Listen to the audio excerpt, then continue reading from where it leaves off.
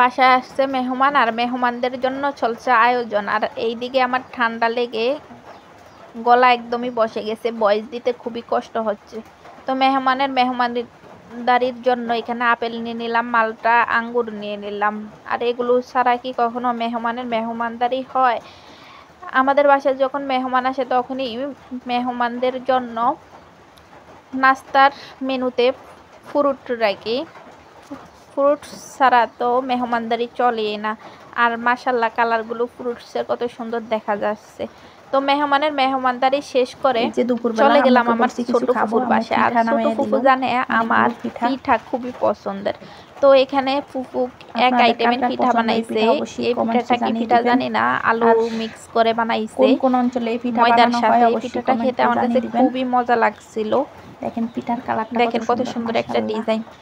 শুধু এই পিঠা খাওয়াইছে আমার ফুফু, আপনারা ভাবছেন না, সাথে রসবড়াও বানাইছে। দেখেন রসবড়ার সাইজগুলো কত সুন্দর মাশাআল্লাহ।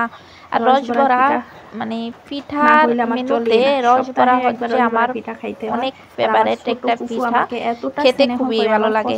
আর শুধু রসবড়া আমার ফেভারিট এমন না, আমি সব পিঠাই খাই, আর পিঠা আমার খুব পছন্দের। দেখেন কালারটা মাশাআল্লাহ কত তো সুন্দর। পিঠা খাওয়া শেষ, দুপুরবেলা গরমও লাগছিল। তো ফুফুকে বলছিলাম যে ডাব খাবো, তো এক লোক ডেকে আনে। দেখেন এক পির ডাব পারলো, মানুষও বেশি যেহেতু, তো ডাব খাবো আমরা সবাই মিলে। আর ডাবের সাইজগুলা ক্যামেরাতে যত ছোট দেখা যাচ্ছে, কিন্তু তার থেকে আরো অনেক বড়। আর এই গরমের দিনে বেড়াইতে এসে ডাব খাবো না, এটা কি কোনো কথা হয় বলেন? ডাব খেলাম সবাই, সেটা আর আপনাদেরকে দেখাইলাম না, স্কিপ করলাম। তো ডাব খাওয়ার শেষে ফুফু এনে কিছু লিচু দিল। লিচুগুলো খেতে আমার খুবই ভালো লাগছিল, গাছের দেশি লিচু বলে কথা, হালকা টক মিষ্টি। লিচু কার কার পছন্দের জানি না, লিচুগুলো ক্যামেরাতে দেখা যাচ্ছে অনেক ছোট, বাট ছোট না, অনেক বড়। এই যে আপনাদেরকে একটু হাতে নিয়ে দেখানোর চেষ্টা করতেছি। তো লিচু খেলেই কি হবে শুধু? লিচুর পরে কিছু পাইনাল এনে দিল। পাইনালগুলোর সাইজ অনেক বড় ছিল, বাট ক্যামেরাতে কেন যেন ছোট দেখা যাচ্ছে। আর ক্যামেরাতে সবকিছু একটু ছোট দেখায়, এটাই স্বাভাবিক। খাওয়ার জন্য নিয়েছি। আর এই পাইনাল মানে আমরা আমাদের আঞ্চলিক ভাষায় পাইনাল বলে থাকি, কেউ আরমুট বলে, একটু সরিষার বইয়ের ভাষায় বলা হয় জামরুল।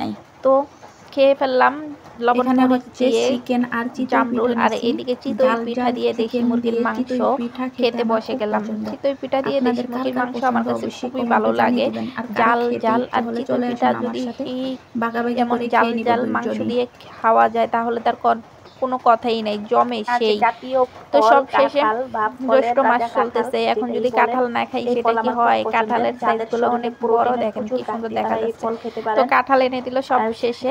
এই কাঁঠাল হচ্ছে কাঁঠাল খেতেছি, বেশিরভাগ কাঁঠালই হলুদ। আর কাঁঠালের সাইজগুলো অনেক ভালো, দেখতেও কালারফুল অনেক মাশাআল্লাহ। আর কাঁঠালগুলো খুবই সুমিষ্ট ছিল।